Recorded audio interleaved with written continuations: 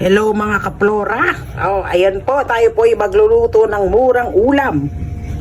Ayan po ang bawang, sibuyas, kamatis, ang ating mahiwagang isdang matalino, at ang mahiwagang kangkong at sili. Mga kaplora, ito po ay simpleng-simple lamang po. Tara po, umpisa na po natin. Ayun nga mga kaplora, simulan na po natin. May mantika na po yan. Bawang, sibuyas.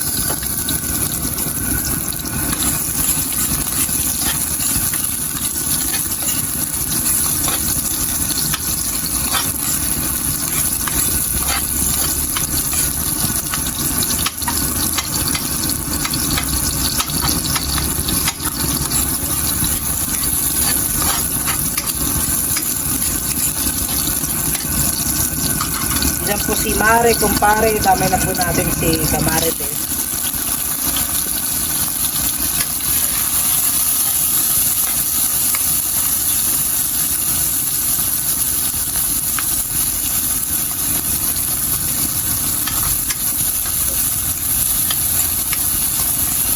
Diyan na po sila mga magkukumpare. Magkukumare.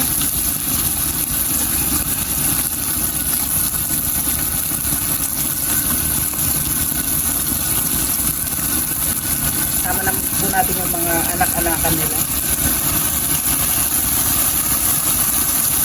Yan po ay ang kapit.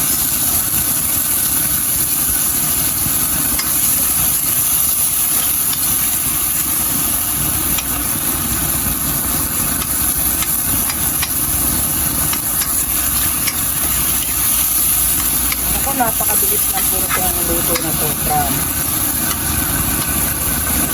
Ayan po ang tangkay ng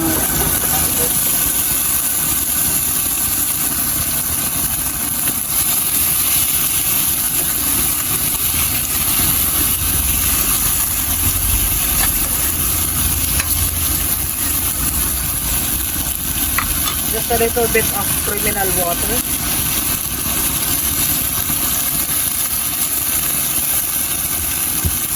And let it boil for like 1 to 2 minutes. At sama-samay lang po natin ang sarap nila.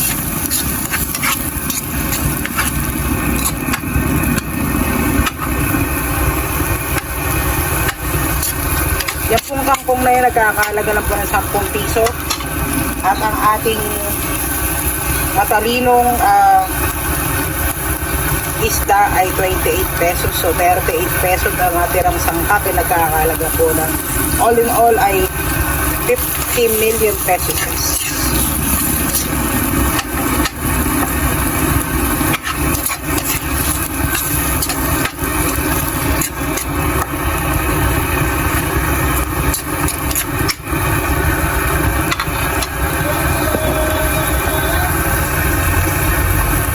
Mabilis lang naman lumambot yung ating lagay na po natin ang ating matalinong fish.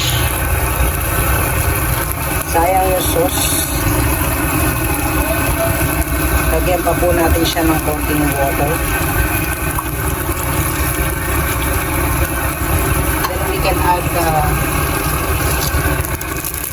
optional po yan kung ayaw nyo, kaya nga po optional.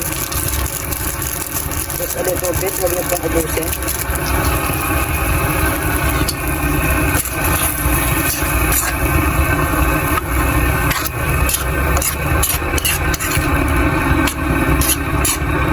At diba, mga 5 to 7 minutes ay meron ka ng special lang naman na ulam na akala mo hindi mo inakala. So palambutin lang po natin siya ng bahagya, pakuluin po. Then we can add additional salt kasi medyo malansa ang matalinong isda.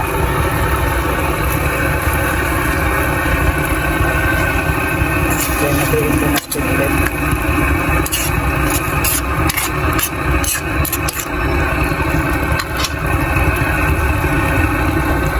Balikan po natin siya mga few minutes later. Habang kumukulo, ilagyan po po natin sa sekreto ng sangkap. Konting pampatamis ang hangin.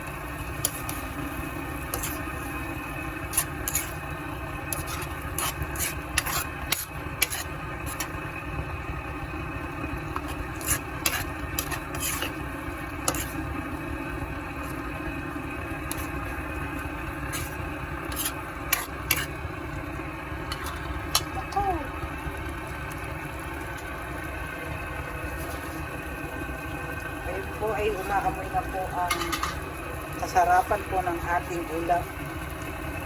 Then ayan po ang ating kangkong. Sa huli lang po ang dahon.